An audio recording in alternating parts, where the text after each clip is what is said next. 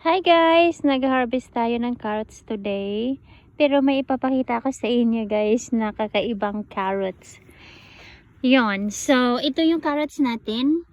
Ang lalaki nila. Ito yung naiwan dito sa aking garden. So, isi-save natin para sa atin. Hindi natin ibibinta. At saka yun. Ayan, nalilinis ko na.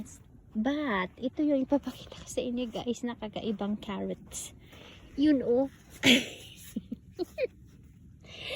Nakikita niyo ba yan? Ano yan? Ano yan sa tawag na yan? Anong klaseng carrots yan?